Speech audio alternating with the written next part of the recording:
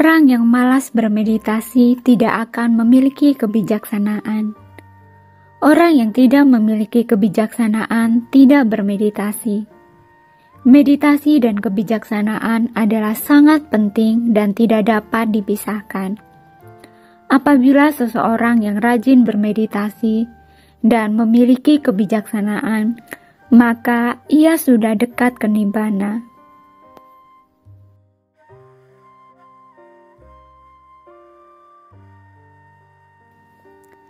Sebagai umat Buddha, kita hendaknya selalu bersemangat untuk belajar Dhamma dan juga bersemangat untuk mempraktikannya, sehingga kita akan mendapatkan hasil atau manfaat dari pelaksanaan Dhamma tersebut. Salah satunya yaitu bersemangat mempraktikkan meditasi. Meditasi adalah ajaran Sang Buddha yang hendaknya kita latih dan kita praktikkan dalam kehidupan sehari-hari tanpa rasa malas. Selain berdana dan juga menjalankan sila, akan tetapi masih banyak umat yang malas untuk melakukannya dalam kehidupan sehari-hari. Dan banyak sekali alasan-alasan yang diucapkannya. Karena memang orang yang malas itu banyak alasan. Seperti misalnya beralasan karena di rumah tidak ada altar Sang Buddha, tidak ada rupang Buddha atau gambar Buddha, tidak memiliki dupa dan lilin, atau karena terlalu capek, ngantuk, tidak ada waktu, terlalu sibuk dan banyak pekerjaan. Banyak urusan jika pagi masih terlalu pagi, terlalu dingin atau terlalu panas, terlalu lapar, terlalu kenyang, dan lain sebagainya. Inilah beberapa alasan yang sering disampaikan oleh seorang umat yang malas dalam praktik latihan meditasi, baik di wihara maupun di rumahnya masing-masing. Kemalasan merupakan musuh utama baik dalam pekerjaan, belajar, berbuat baik, maupun pada waktu bermeditasi. Pada saat bekerja, ketika kemalasan muncul, maka hal ini akan menghambat seseorang dalam meraih keuntungan dan kesuksesan. Pada saat belajar, jika kemalasan sudah muncul, maka akan menjadikan seseorang tidak berhasil mendapatkan prestasi yang bagus dan bahkan tidak akan lulus ujian. Pada saat melakukan perbuatan baik, jika muncul kemalasan untuk melakukannya, maka akan membuat seseorang kehilangan kesempatan untuk berbuat baik. Dan ketika pada saat berlatih meditasi, jika kemalasan muncul, hal ini akan menjadi rintangan batin sehingga seseorang tidak akan mendapatkan kemajuan batin dalam latihannya. Karena itu, kita hendaknya meningkatkan semangat di dalam diri untuk mengatasi kemalasan itu, sehingga tidak akan ada banyak alasan pada saat bekerja, belajar, berbuat baik maupun bermeditasi. Khusus dalam bermeditasi, supaya kita menjadi semangat dan rajin untuk melaksanakannya, yaitu kita bisa latihan dengan cara berdisiplin mengatur waktu atau membuat jadwal meditasi dalam keseharian kita.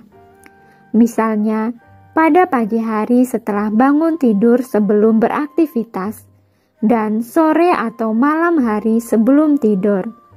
Dalam hal ini, kita bisa menjadikan meditasi itu sebagai rutinitas dalam kehidupan sehari-hari.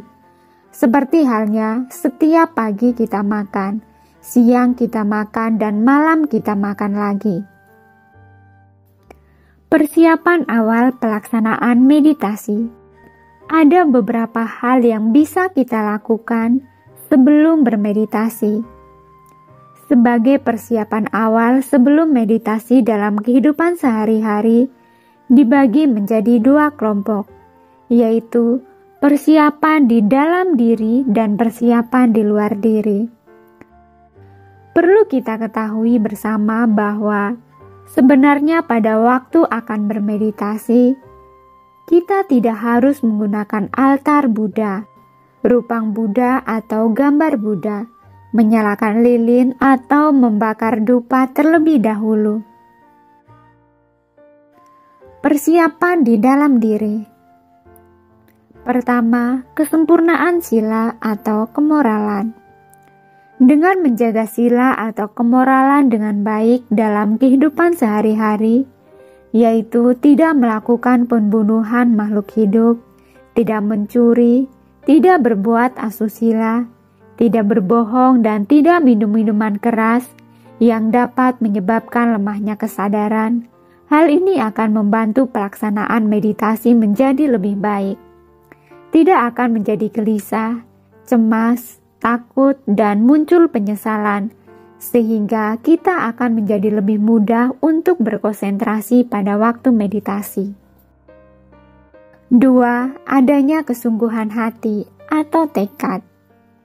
Dalam hal ini, seseorang yang akan bermeditasi haruslah memiliki niat untuk bermeditasi dan bertekad melaksanakannya dengan sungguh-sungguh. Kalau dalam meditasi tidak ada niat dan tekad, maka dalam meditasi akan menjadi tidak semangat dan tidak akan dilakukan dengan sungguh-sungguh. Jadi, dengan adanya niat dan tekad atau kesungguhan hati, maka akan menjadikan kita pada waktu praktik meditasi menjadi bersungguh-sungguh, tekun dan bersemangat.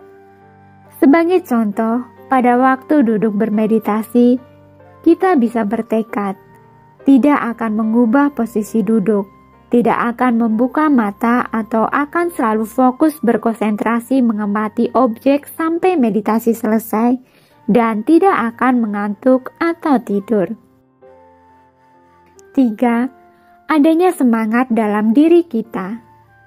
Dengan semangat yang ada di dalam diri kita, maka kita akan mengarahkan usaha untuk selalu menjaga kesadaran pada satu objek, waspada, penuh perhatian, dan selalu fokus atau konsentrasi pada satu objek.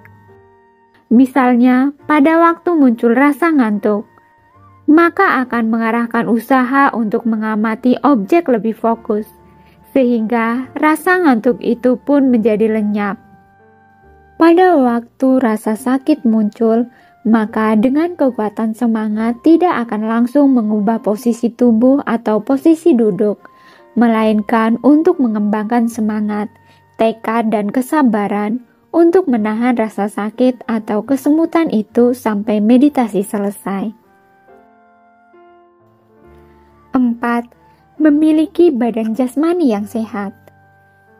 Dalam hal ini, hendaknya seseorang yang akan bermeditasi tidak sedang sakit seperti misalnya sakit perut, diare, sakit kepala atau pusing, pilek, dan hidung mampet. Karena hal ini akan mengganggu pada saat meditasi berlangsung. Selain itu, kita akan menjadi susah untuk berkonsentrasi. Oleh karena itu, kita hendaknya berusaha untuk selalu menjaga kesehatan tubuh jasmani dan mental. Dengan minum dan makan makanan yang bergizi, rajin berolahraga, dan lain sebagainya. Selain persiapan di dalam diri, juga ada persiapan di luar diri. Persiapan di luar diri yaitu dengan cara 1. Memilih tempat meditasi yang sesuai. Tempat atau suasana yang sesuai untuk melakukan meditasi biasanya adalah tempat yang sepi, sunyi, jauh dari kebisingan dan keramaian, dan bukan tempat yang terlalu panas atau terlalu dingin.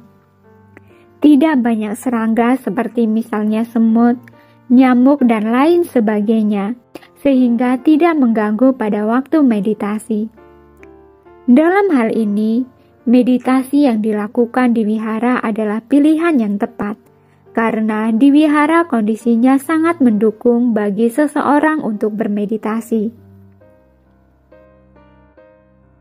Selain Selain itu, dengan latihan meditasi di wihara, kita akan mendapatkan bimbingan secara langsung dari guru meditasi yang sudah berpengalaman tentang praktik pelaksanaan meditasi, sehingga kita bisa bertanya atau berdiskusi dengannya apabila ada keraguan-raguan atau kesulitan maupun permasalahan dalam praktik meditasi. 2. Memilih posisi tubuh yang sesuai dalam meditasi. Sebenarnya pada waktu kita praktik meditasi, hal ini bukan hanya bisa dilakukan dengan cara duduk saja, duduk bersila atau bersimpuh, melainkan kita bisa melakukannya dengan posisi berdiri, berjalan atau berbaring. 4 postur tubuh atau posisi dalam bermeditasi ini bisa dipilih salah satu yang menurut kita cocok untuk melakukannya. Bahkan kita bisa melakukan meditasi dengan duduk di bangku atau duduk di kursi. 3. Memilih waktu yang sesuai. Waktu yang sesuai sebenarnya adalah waktu di mana seseorang sudah tidak ada beban pekerjaan atau kesibukan, sehingga pada waktu bermeditasi tidak akan muncul kegelisahan yang akan mengganggu. Biasanya waktu yang tepat untuk bermeditasi adalah pagi setelah bangun pagi dan malam sebelum tidur. Hendaknya untuk dilakukan secara rutin terus-menerus dan terus meningkat. Seperti misalnya, hari ini kita bermeditasi 15 menit, maka besok ditambah 5 menit menjadi 20 menit. Dan besoknya lagi ditambah 5 menit lagi menjadi 25 menit, dan seterusnya. 4. Memilih objek meditasi.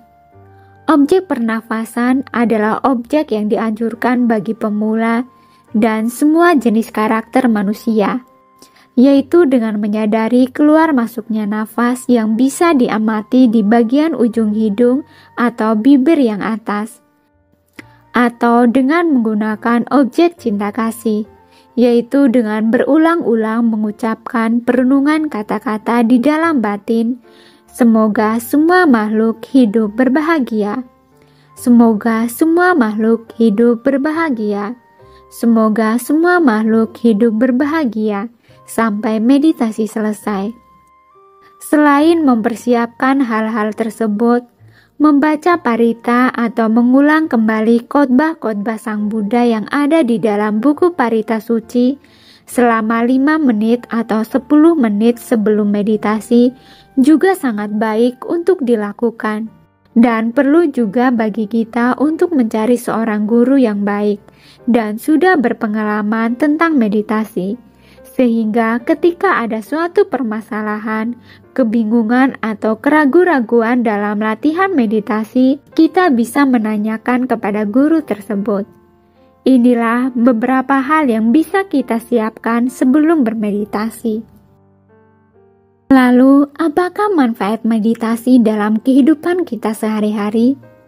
Ajaran Sang Buddha tentang meditasi ini dapat mencapai hasil yang paling tinggi, yaitu terbebas dari kilesa atau kekotoran batin, terbebas dari keserakahan, kebencian, dan kegelapan batin, sehingga seseorang bisa mencapai tingkatan-tingkatan kesucian. Akan tetapi, bagi seseorang yang baru melatih meditasi dan belum sempurna mencapai hasil yang tertinggi, meditasi permulaan yang dilakukan itu pun sudah dapat memberikan hasil secara duniawi, di antaranya yaitu 1. Membebaskan batin dari ketegangan. 2. Menjadi mudah tidur dengan nyenyak dan tidak mimpi buruk. 3. Memudahkan konsentrasi pada pekerjaan. 4. Menjadi lebih sabar menghadapi permasalahan hidup. 5. Memiliki ketabahan. 6. Mendapatkan rasa percaya diri. 7. Dapat mengatasi rasa takut dan cemas. 8. Dapat melihat segala sesuatu dengan lebih wajar. 9. Mendapatkan kepuasan dalam batin. 10. Dapat mengerti tentang sifat kehidupan. Dan masih banyak lagi manfaat lainnya yang bisa kita rasakan. Oleh karena itu, diharapkan setelah mengetahui persiapan awal untuk latihan meditasi dan manfaatnya, kita semua menjadi tambah bersemangat dan rajin untuk melaksanakan dalam kehidupan sehari-hari. Jadikanlah meditasi sebagai rutinitas dalam kehidupan sehari-hari, dan jadikanlah meditasi sebagai kebutuhan hidup, seperti halnya kita membutuhkan makanan dan minuman. Sehingga pada waktu belum bermeditasi, kita akan merasa ada yang kurang dalam hidup ini. Marilah kita bersama-sama memunculkan dan meningkatkan, serta mengembangkan kekuatan tekad atau kesungguhan hati dan bersemangat untuk bermeditasi. Sebelum kemalasan muncul dalam diri kita.